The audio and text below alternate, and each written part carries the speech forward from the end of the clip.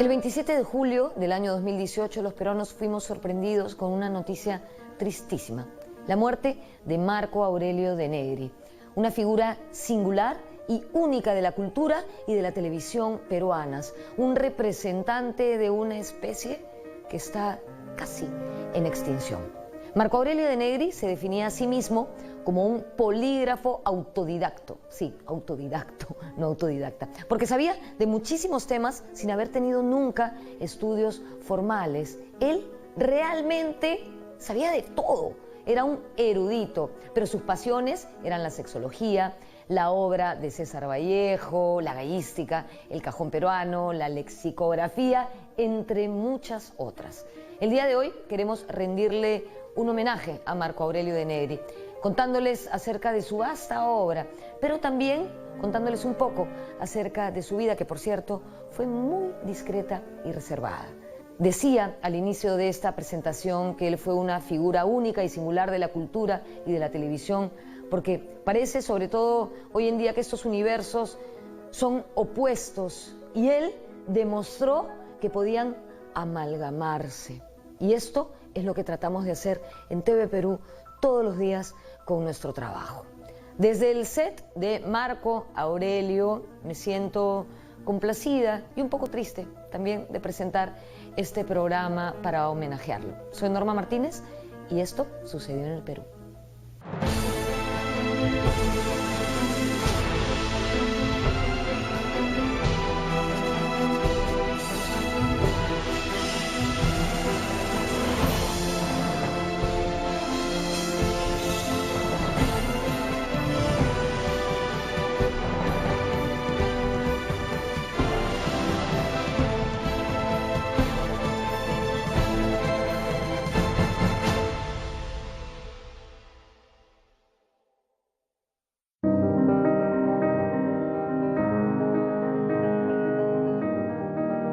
Era como este hombre tan feo, tan feo, tan feo que te provoca mirar, ¿no? Que su potencia, su vigor, su atractivo estaba en su intelecto, ¿no? En su cerebro.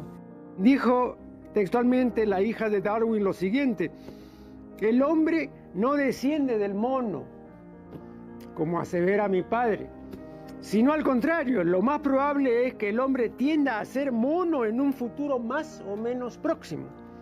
El sentido de la civilización es ese: hacer del hombre un mono.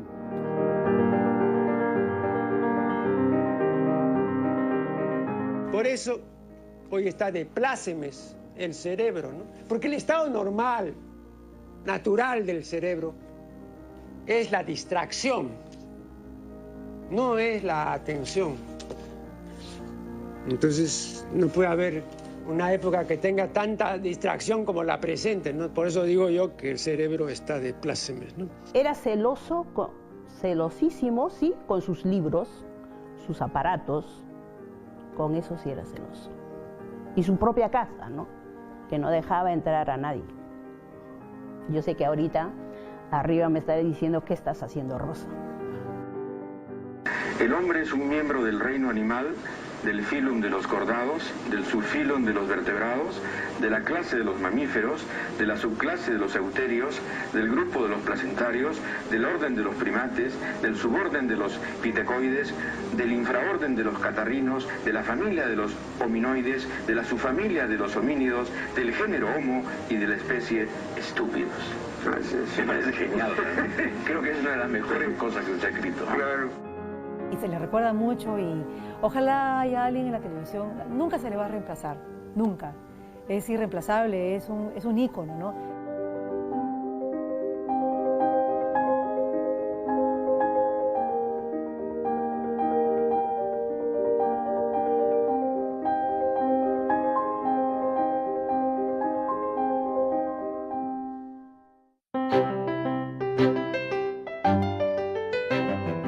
Marco Aurelio de Negri Santa Gadea nació en Lima, en el distrito de Chorrillos, el 16 de mayo de 1938. Hijo único del matrimonio de Julio de Negri y Leonor Santa Gadea, ambos naturales de Ancash. Su padre era un intelectual, fue director del Colegio Guadalupe y tenía una gran biblioteca. Marco Aurelio tenía con él una relación muy cercana. De ahí le venía el gusto por los libros y la lectura. El papá de Marco Aurelio era muy amigo de Jorge Basadre, íntimo, y lo invitaban a bailar a la casa, ponían música. Jorge Basadre menciona a Julio y a sus hermanas en dos de sus libros, menciona a la familia de Negri como una familia muy culta, donde las mujeres cultas llamaban la atención porque era una época en donde las mujeres no se preparaban. La hermana del papá de Marco Aurelio le llevaba el diario New York Times todos los domingos a Jorge Basadre para que él lo leyera y se quedaban conversando todos los domingos en la mañana. La madre de Marco Aurelio, la señora Leonor Santagadea, era profesora. A mi madre en general no le gustaban mis conferencias por los temas, ¿no es cierto? Entonces ella no está de acuerdo, tenía una educación antigua, maneras de ver y obrar distintas de las mías, ¿no? Entonces yo entiendo perfectamente eso y todo, pero yo siempre dije, ¿no? Y mi madre siempre estaba en primera fila en mis conferencias. Estoy hablando de fines de la década de 60, en un ciclo de conferencias, más de un ciclo de conferencias en Cultura y Libertad, una galería que dirigía Jorge Luis Recabarren. Bueno, y como yo comentaba con mi padre, que en eso sí se compenetraba con mi punto de vista, yo hago caso omiso de esa presencia, ¿no? Porque si yo estuviese pendiente de lo que va a pensar mi madre o lo que va a decir, entonces no podría decir, pues, ¿no? Entonces yo ponía en ese momento entre paréntesis a mi madre, con todo el respeto que me merecí, pero no, entonces para mí no existía.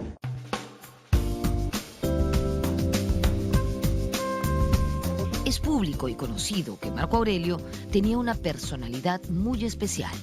Se podría decir que era un misántropo, es decir, una persona que mostraba antipatía por los seres humanos y por la humanidad en su conjunto. Así como va el mundo, qué coherente resulta pensar de esa forma. Marco Aurelio decía que prefería relacionarse con los objetos, llámese libros o equipos de sonido, porque las cosas normalmente no creaban problemas ni producían intercambios bruscos.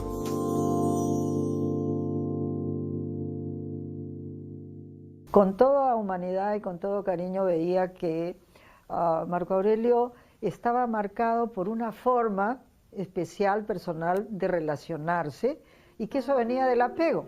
O sea, ¿cómo te enseñó tu madre a relacionarte con ese otro tan fundamental? Porque ese otro es el otro primario, la primera versión que tienes tú de cómo soy querido y cómo puedo querer. De modo que ahí Marco Aurelio aprendió a ser muy sintético y muy alejado de ese contacto. Ha sido un bebé y un niño que se le enseñó o aprendió a autoabastecerse, ¿no? Que esa es una característica de las personas, claro, con ciertas capacidades especiales de hacer ese autoabastecimiento por su inteligencia, por su forma de resolver, resiliencia se llama esa forma de sacar de una disfunción, de un defecto, ¿no? Una salida productiva, una salida saludable. A mi juicio, y a juicio de eminentes pensadores, la mayor parte de la gente es insignificante, ¿no? Muy pocas personas tienen significancia, ¿no? Entonces, que el amor sea en estas personas, en las más no insignificantes, ello se debe a que el amor es, pues, como son esas personas, insignificantes, ¿no? Entonces no se va a pedir, pues, un gran amor a alguien, pues, que se caracteriza por su insignificancia, ¿no? Espiritual, su escasísima personalidad, ¿no? Su casi ausencia de méritos, etcétera, ¿no?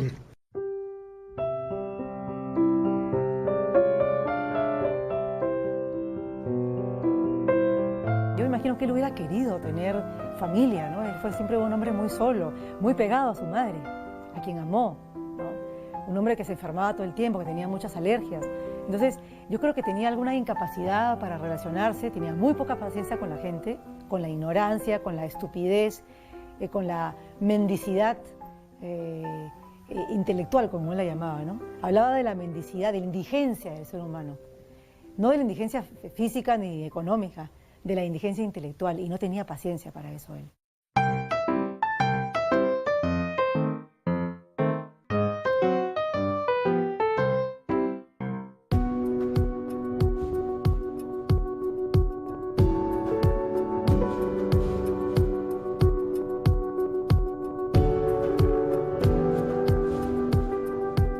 Desde los 4 años hasta el fin de sus días, Marco Aurelio de Negri vivió en Santa Beatriz, en una casa ubicada aquí, en el Parque Hernán Velarde, muy cerca al Estadio Nacional, un verdadero oasis en medio de esta bulliciosa ciudad, un lugar muy especial. Desde niño se caracterizó por su afición a la lectura. Seguramente él se dedicaba a esto mientras los otros niños se dedicaban a jugar trompo. Pero no crean que él pasó toda su infancia metido en su casa leyendo. No. Él solía viajar a Monterrey, en Huaraz, tierra de su madre, donde su familia tenía una casa. También era un sitio donde habían, me parece, unos baños termales. Allí cultivó algunas amistades.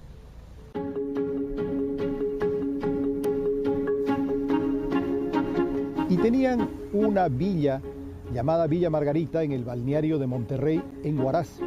De manera que él todos los años estaba por allá y hizo muy buenas amistades con los chicos de su generación de ese entonces.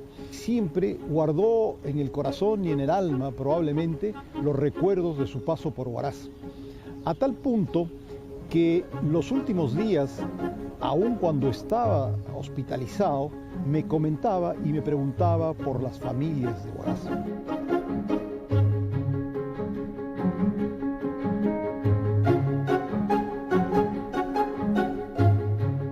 Marco Aurelio estudió muy cerca de su casa, en el Colegio San Andrés. Desde los 6 años ya se encerraba en su cuarto a leer. Entonces él siempre ha sido...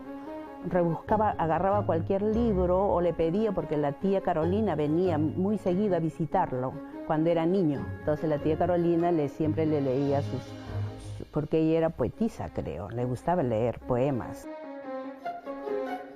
La tía Carolina, una de las hermanas de su padre, fue una persona muy especial en la vida de Marco Aurelio. Carolina era muy intelectual. Ella le enseñó a la poesía, le contaba cuentos y él la admiraba porque Carolina era una persona que vivía feliz de la vida, y Marco Aurelio, que a pesar de que él tenía esta personalidad hosca, seco, que más bien parecía vivir criticando la sociedad, sin embargo se deslumbraba frente a esta tía a la cual tú le preguntabas ¿cómo estás? Y te decía felicísima de la vida, a pesar que era una persona que vivía modestamente, con pocos recursos. La tía Carolina falleció en 1990 y en el año 2000 Marco Aurelio escribió el prólogo de un libro con su poesía. En ese prólogo, él deja de lado su austeridad sentimental para dedicarle unas bellas palabras a su querida tía. Tía Carolina, tú has sido mi hada madrina y por tu alegría tan firme y constante has logrado convencerme de que, efectivamente, de vez en cuando, este mundo trueca sus lágrimas por risas y contento.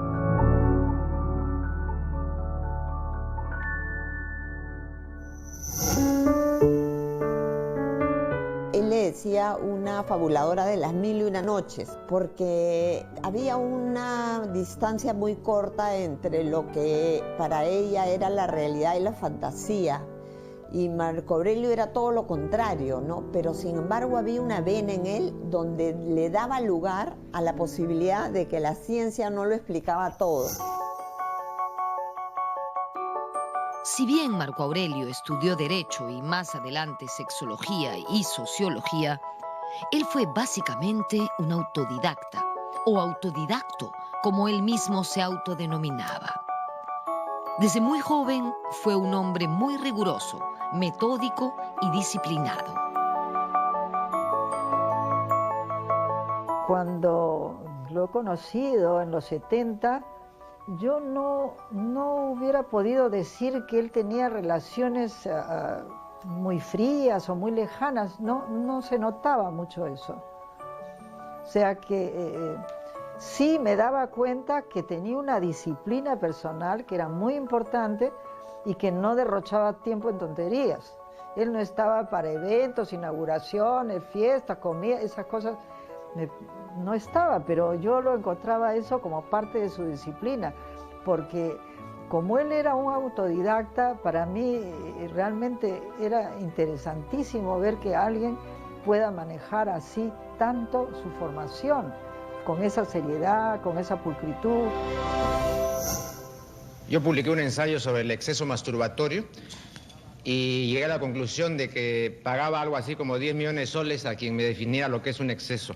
Creo que es absolutamente difícil definir el exceso en el terreno del sexo.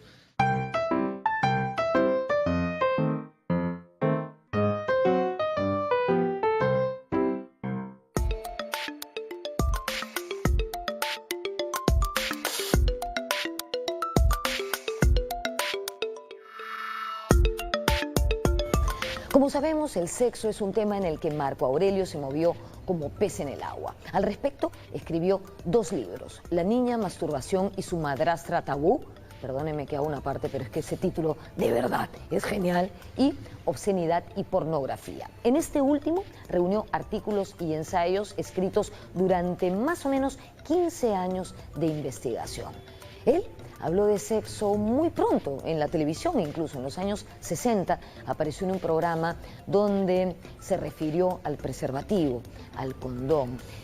Y las voces de protesta se alzaron de inmediato, sobre todo de los sectores más conservadores. ¿Cómo es posible que se hable del preservativo en televisión? Recordemos que nuestra sociedad siempre ha sido un poco pacata y hasta ahora creo yo que no está del todo lista para un perfil como el de Marco Aurelio, clarísimo e irreverente.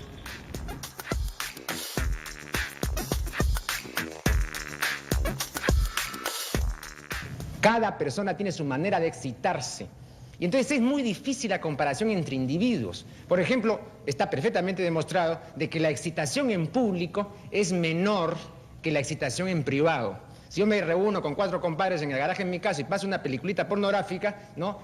Los niveles de excitación van a subir. Pero si yo voy y veo en el cine una película pornográfica con 800 compadres, baja.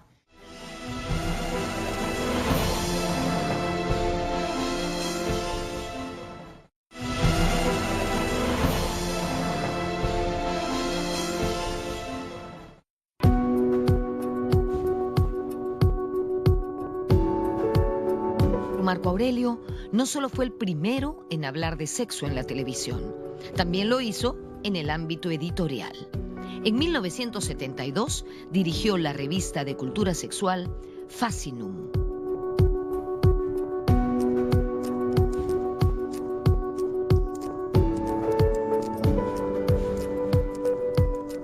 Esta revista reunía artículos en función de la verdad sexológica. Nada de esconder temas como la masturbación, el orgasmo, o lo que en esa época todavía se llamaba el placer de la carne, que era un tabú. Entonces a él se le ocurre publicar esta revista, que mereció una crítica muy seria de los ambientes conservadores y religiosos. Le mereció un proceso judicial que bloqueó la continuidad de la publicación.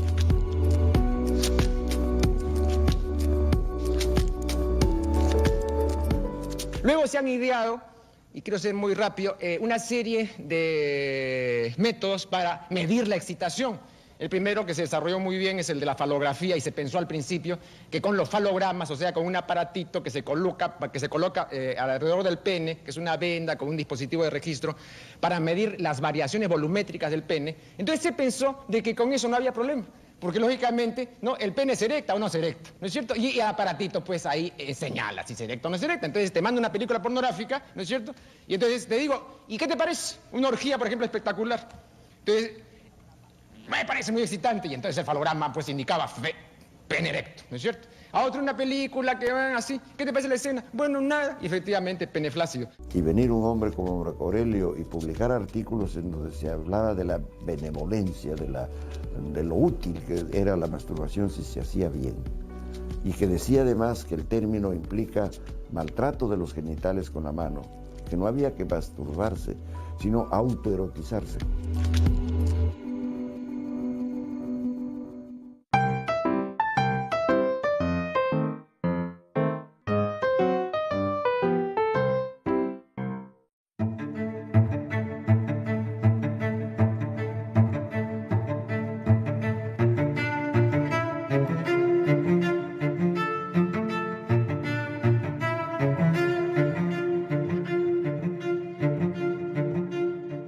Como hemos dicho al inicio del programa, De Negri fue un aficionado y un apasionado de las peleas de gallos. En el año 2015, él publicó un libro, Arte y Ciencia de la Gallística, con el apoyo del Fondo Editorial de la Universidad Garcilaso de la Vega.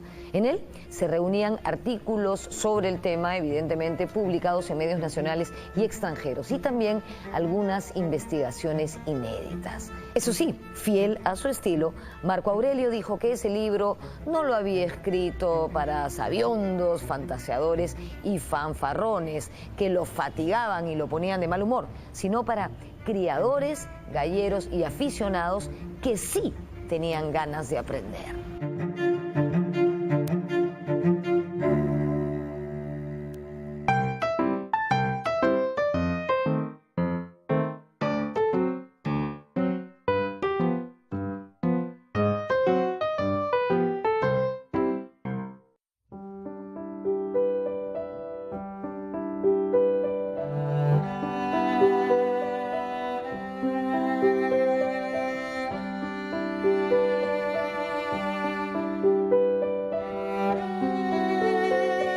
Tengo el enorme privilegio de estar en la casa de Marco Aurelio de Negri.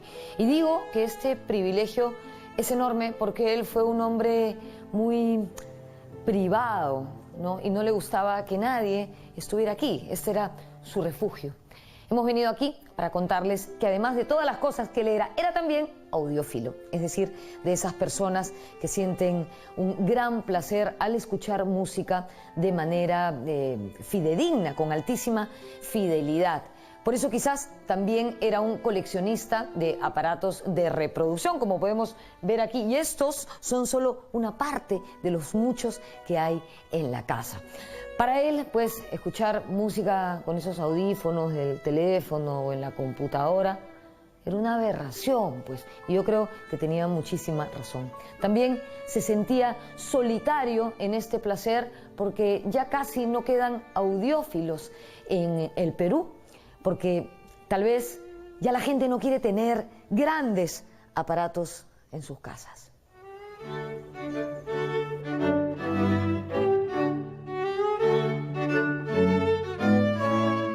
Se levantaba a las 3 de la mañana y estudiaba sus 4 horas. Y a las 6, a veces yo llegaba ya, le encontraba de humor, ven, mira, y te hacía sentar ahí en la sala o si era en el hall, porque cada equipo tenía un horario. Escuchaba 5 minutos, 10 minutos, pero sí todo el equipo era encendido. Y escuchaba su Eva y John, muy fanático por el cajón, por la guitarra, pero la música que quería era antigua. La moderna no mucho, la antigua.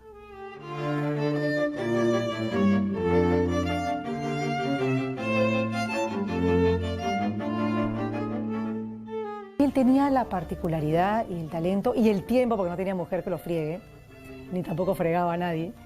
Él estaba solo en su cuarto, en su casa, ¿no? En su casa que estaba repleta de libros, de discos, porque tenía equipos de audio increíbles, porque vaya que le gustaba, igual que le gustaba la fidelidad de la palabra, le gustaba la fidelidad del sonido. Yo creo que le gustaba lo que era bueno, lo que estaba bien hecho, el sexo bien hecho, los gallos bien peleados, la pintura bien hecha, las frases bien logradas.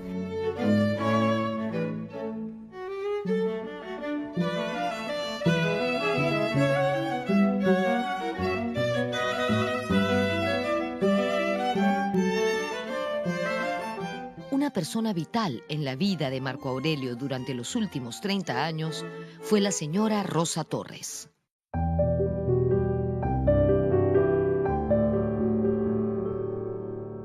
Mira, yo vengo a cuidar a la mamá. Después de 5 años falleció la mamá, entonces ya pues prácticamente dije, ya acá se terminó mi trabajo, ¿no? Entonces le dije, doctor, hasta acá nomás era lo mío, yo me retiro. No, me dijo, no, Rosa, tú eres una mujer muy buena, me dijo, y ahora te toca cuidarme. Pero usted es más grande que yo, ¿cómo lo voy a criar, no? Pero así, entre bromas y bromas, me quedé. Era no solo su ama de llaves, sino su asistenta en temas de economía. Era quien lo acompañaba a sus entrevistas en Canal 7 o a sus conferencias. En fin, velaba hasta el sueño de Marco Aurelio.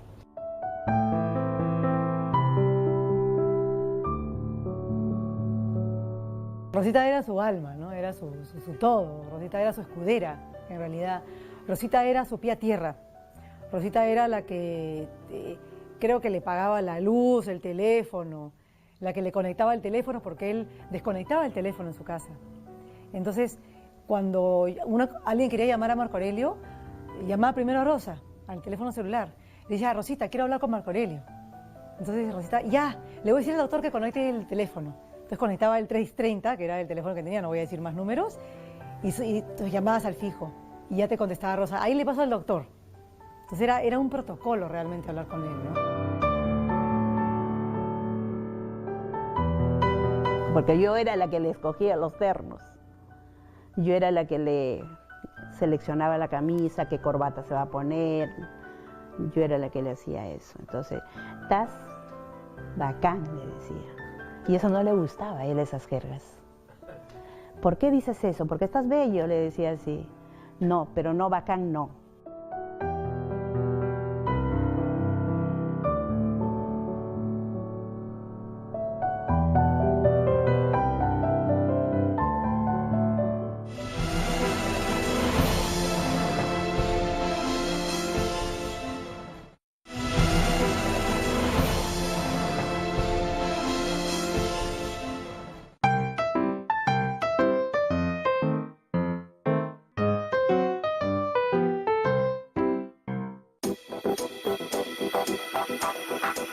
La trayectoria de Marco Aurelio de Negri en la televisión se prolongó por casi 50 años, aunque de manera interrumpida.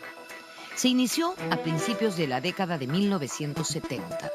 En 1974 dirigió en Canal 11 un programa titulado La Hora Sexológica. Poco después ingresó al Canal 7 y estuvo al mando del programa Comunicación. En 1981 regresó al Canal del Estado con el programa Contrapunto, donde alternaba con destacados intelectuales.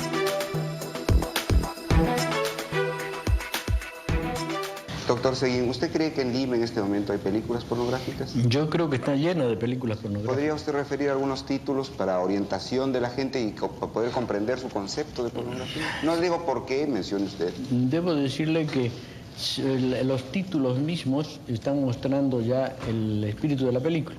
Confesiones de 5 colegialas depravadas o algo así, ¿no? Y eso fue lo que hizo que él fuera tan venerado y tan escuchado y tan visto en la televisión peruana durante tantos años, ¿no? Porque no tenemos muchas personas que hablen sin filtro sobre el pene, la vagina, la inserción anal, ciertos temas pues que todo el mundo sabe que existen, pero nadie los habla, ¿no? Sobre la cojudez de la televisión peruana, ¿no? Sobre estos programas que son tan vacíos.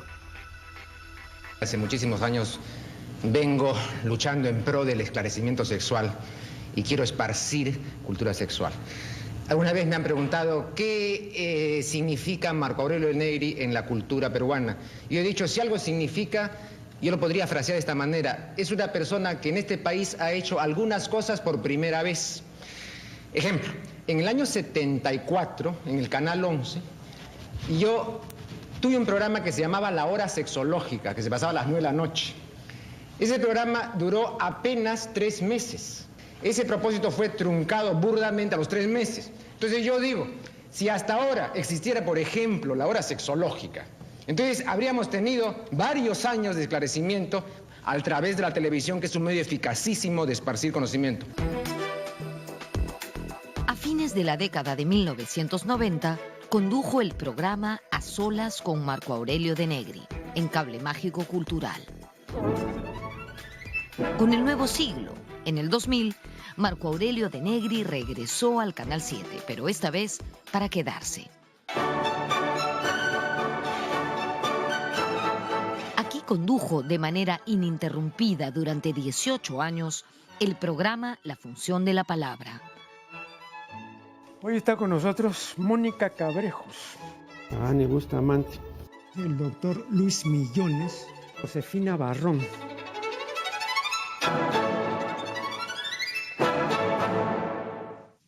La monogamia supone, ¿no?, algo que es absolutamente erróneo, a saber, que una sola persona, un hombre, una mujer, otro hombre, otra mujer, puede satisfacer todos mis anhelos, mis ansias, mis apetencias, puede darme gusto en todo, puede entenderme cabal, etc. Eso es absurdo porque esa persona no existe, ni tampoco yo soy esa persona para satisfacer al otro. Entonces, para comenzar, la monogamia en ese sentido es absurda, ¿no? El que no existe esa otra persona única.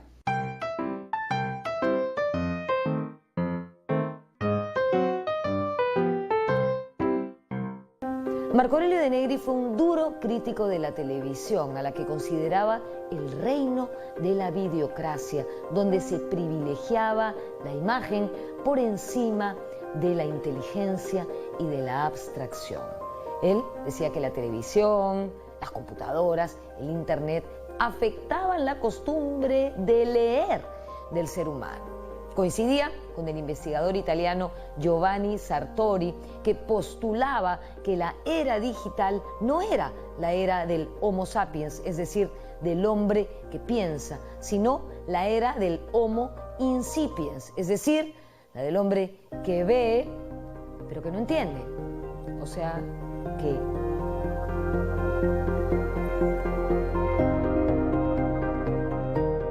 Yo he sostenido en más de un artículo, ¿no?, que con la sociedad informática y con la era digital advienen 4 ismos, ¿no?, que son, los 4 son peligrosísimos, ¿no? El inmediatismo, el fragmentarismo, el facilismo y el superficialismo, ¿no?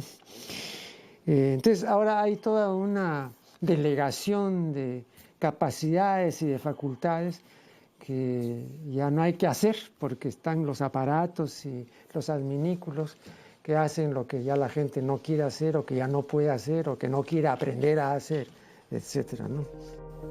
A pesar de su dura crítica a la televisión, Marco Aurelio fue un hombre de televisión, pero él hacía la salvedad de que su propuesta era televisión contracultura, televisión que impugnaba la cultura imperante. En ese sentido, Marco Aurelio cuestionaba, según sus propias palabras, los lugares comunes, las creencias infundadas y la enorme cantidad de estupideces que se propagaban desde el orden establecido. Y él tenía muchos problemas por desacartonar el lenguaje, ¿no?, en ese sentido, ¿no? Entonces te hablaba de que uno no era extrovertido, sino extravertido, y tenía ese tipo de comentarios, ¿no? ¿Cómo podemos permitir que se diga extrovertido? Sería en todo caso extravertido, porque no existe el extra, sino el extra. Entonces se pegaba mucho la lengua. Pero está bien, porque era un guardián de la lengua en un tiempo donde sabemos muy bien que se le cachetea con ganas, pues con los celulares y todos esos aparatos de chat. Por favor, no digan extroversión, porque el prefijo extro no existe. Es un disparate, a pesar de que la academia ha terminado por admitir extrovertido, ¿no? Y por eso me da risa a mí cuando me escriben los televidentes y me dice, ¿y por qué acentuó usted? ¿Por qué tildó usted? La academia ahora dice que no hay que tildar y todo. Y no se fijan que la academia admite disparates, ¿no? Como por ejemplo extrovertido. A ver, ¿dónde han visto ustedes, en qué gramática, en qué manual, el prefijo extra? Pero claro, como se dice intro, entonces la academia dice, no, pues para que rime, pues intro con extra, y extrovertido, ¿no?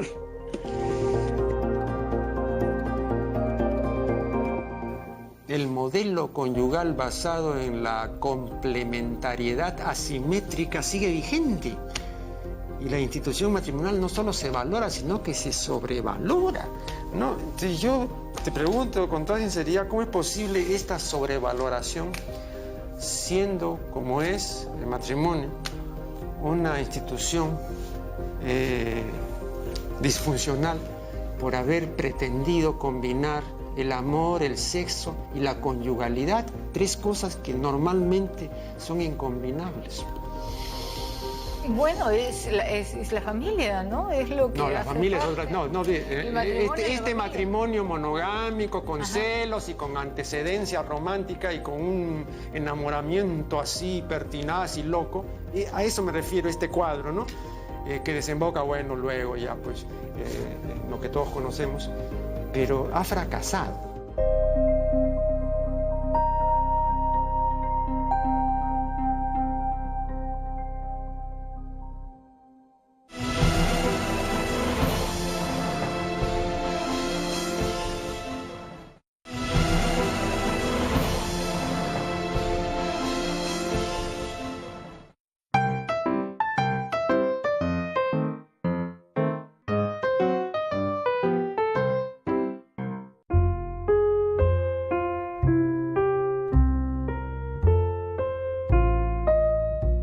Frente a las cámaras, Marco Aurelio dejaba de lado su timidez y se mostraba apasionado con los temas que trataba, siempre lanzando duras críticas contra la mediocridad humana a todo nivel.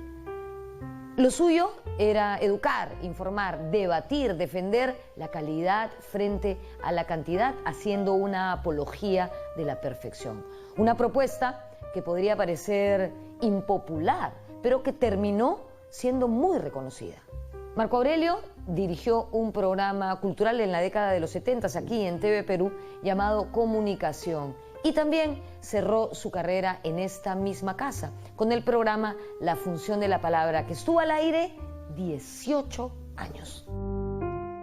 La sociedad informática y la era digital están lesionando seriamente el cerebro de los seres humanos, ¿no?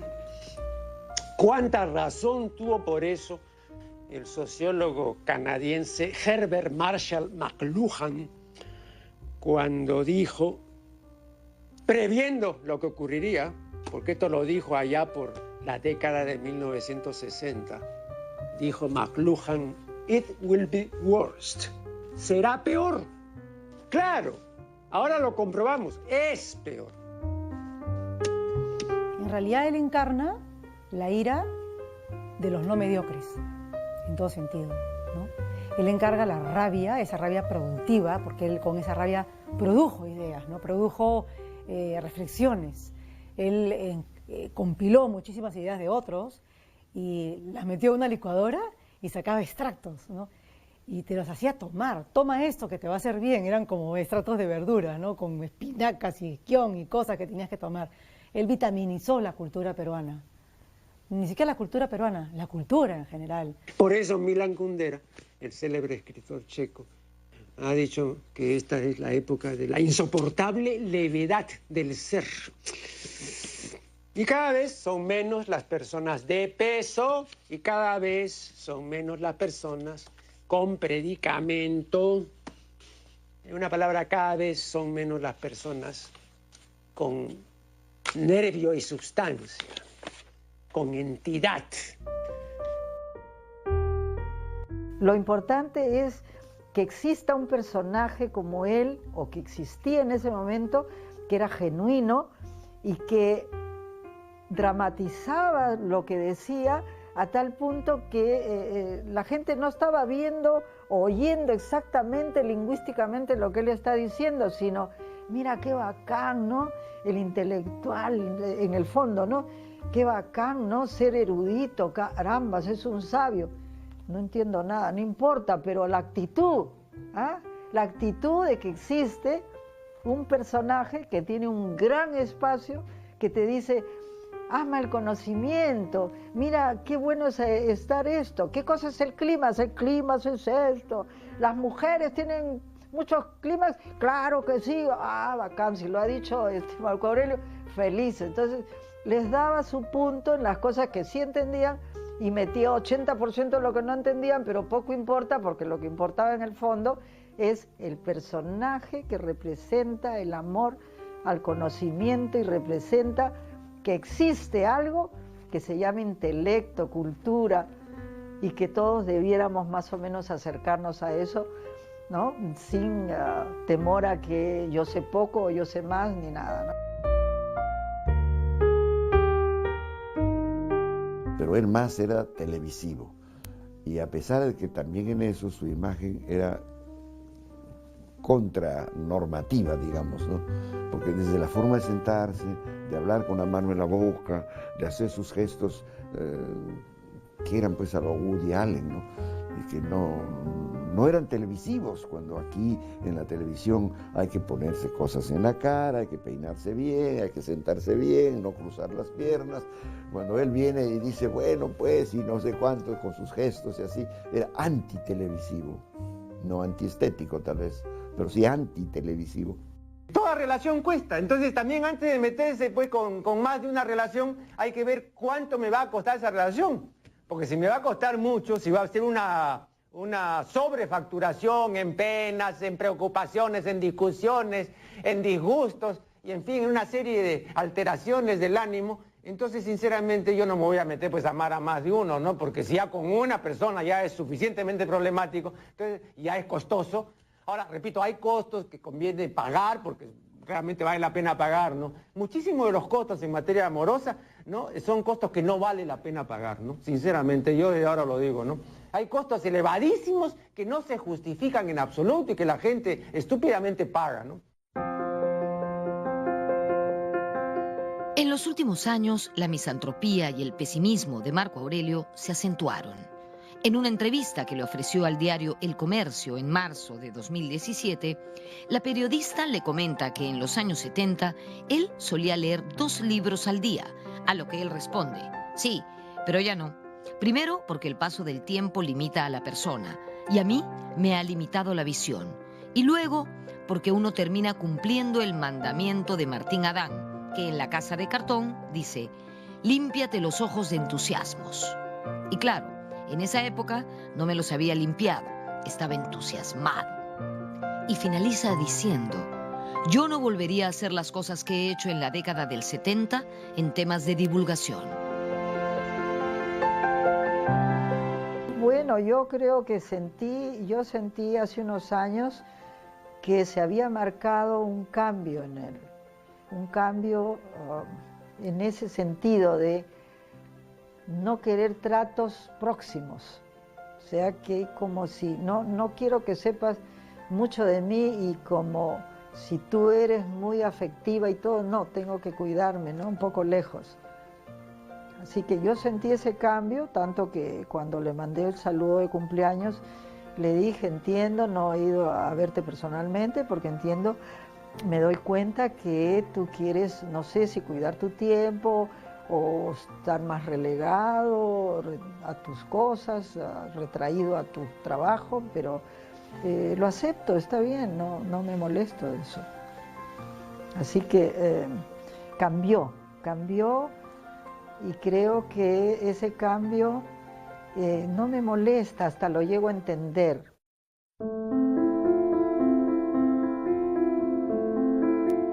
Marco Aurelio de Negri dejó este mundo el 27 de julio de 2018 y su muerte desató masivas muestras de afecto que él jamás hubiese imaginado.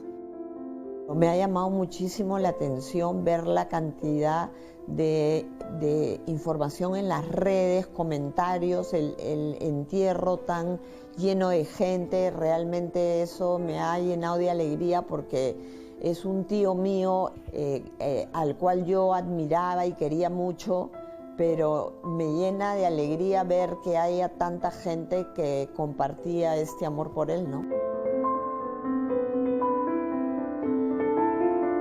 Yo de él aprendí mucho y el diploma más grande y más hermoso que él me dejó es que el día del sepelio ver colas de jóvenes, llorando, besándome la mano, diciéndome gracias, señora, por cuidarlo. El último mensaje que él dejó, Rosa me dijo, que lea la juventud, porque esa prótesis que tienen ahora la juventud de la celular, de la computadora, no es válido, me dijo. Ya no hay acá porque ya no investigamos. Ahora ven, quieren encontrar a papá, computadora, ya, pero no piensan. Por eso nos estamos embruteciendo, Rosa. Eso es lo que me decía. Marco Aurelio de Negri parecía saberlo todo.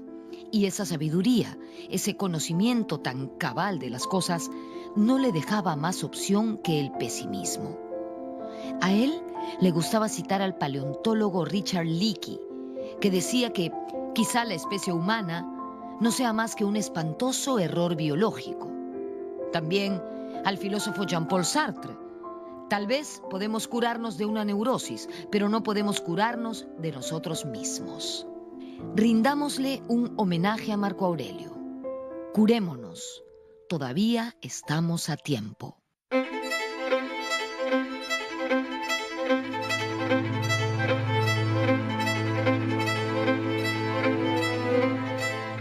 Cuando alguna vez le preguntaron a Marco Aurelio sobre la vida y la muerte, él respondió citando a Manuel González Prada, quien dijo lo siguiente: la vida se puede resumir en 3 palabras: triste, ridícula y puerca. Sin embargo, nosotros podemos derramar algo de regocijo en esa tristeza, algo de elevación en esa ridiculez y algo de limpieza en esa porquería. Creo que sobra decir cualquier cosa. Es cierto que el vacío que ha dejado Marco Aurelio en nuestra cultura y en nuestra televisión va a ser muy difícil de llenar, y de hecho no distinguimos a nadie que le siga los pasos. Si tienen alguna idea, por favor, compártanla con nosotros. Nos vemos en la próxima.